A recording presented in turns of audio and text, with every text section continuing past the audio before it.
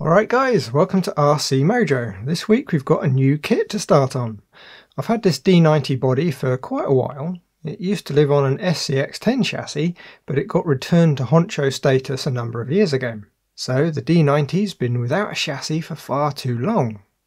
Back at the beginning of the year, well possibly the end of last year, 3Racing announced the X Real. For the most part, it's your typical chassis with a couple of funky features.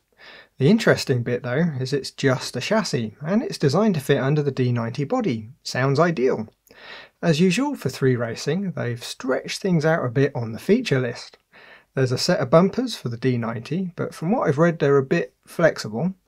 Metal gears, the axle cases are plastic of course, but the axle shafts are metal, but you kind of expect that. All metal links, which is rather nice given the amount of kits that come with plastic ones. It comes with magnetic body mounts, aluminium's threaded body dampers, plastic 1.9 beadlocks, a sticker that covers something up.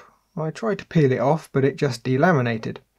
We've got metal frame rails, an adjustable battery tray that can take full-size packs or shorties, and the last two in the list are probably the most interesting. There's a 2-speed gearbox and the front hub's caster can be adjusted along with a camber.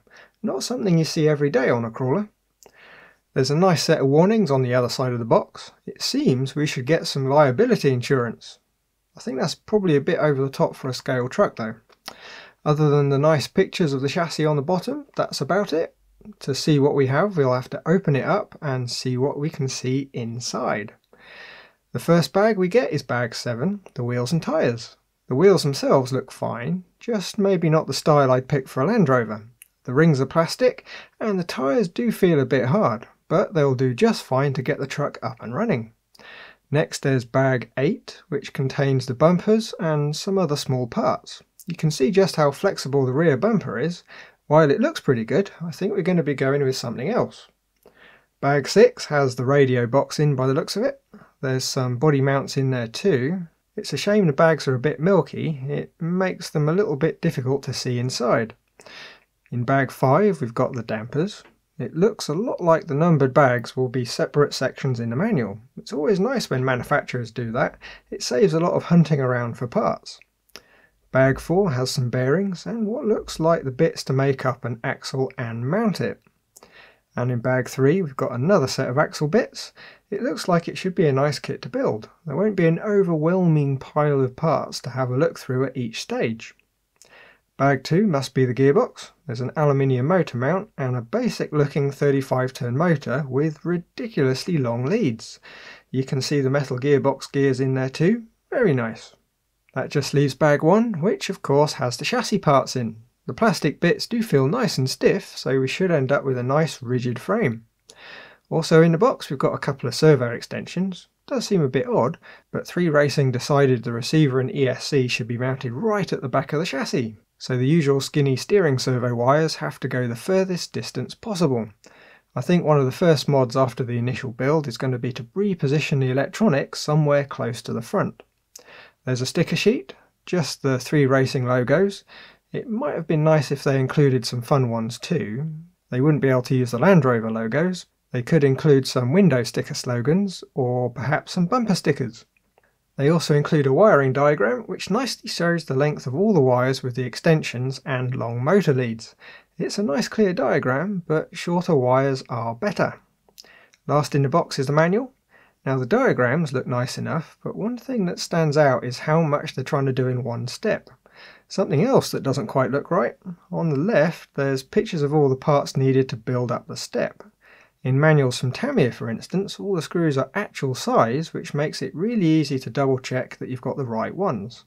If I set my vernier to 12mm and hold it over the picture of a 12mm screw, it doesn't match up by quite a bit. It's only a small thing, but it might catch a few people out who are used to the bigger brand manuals. To finish the truck, there's a couple of other bits we need. First is an ESC. Now I've got another Hobby Wing 1080, which is a perfectly good little ESC. Nicely configurable and it doesn't break the bank. For the 2-speed gearbox I've got more or less the cheapest servo I could find on Hobby King. Plastic gears, not a lot of torque, but it is waterproof, probably. In addition to those, the Postman still has a 6-channel FlySky receiver for me, and one of the fairly cheap 20kg waterproof servos. It looks like a good kit from the first quick look through the box. Now, the lack of attention to detail on the first page of the manual isn't ideal, but I'm sure we can work around it.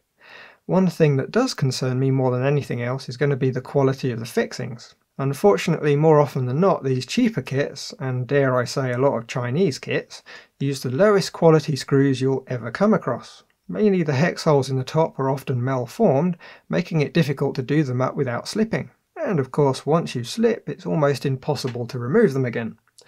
I'm going to have plenty of high quality fixings on hand for the build, just in case.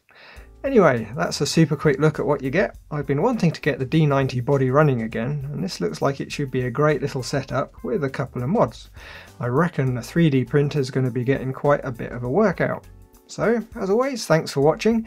Like if you liked, subscribe if you haven't, and leave a comment if there's something on your mind. Bye guys!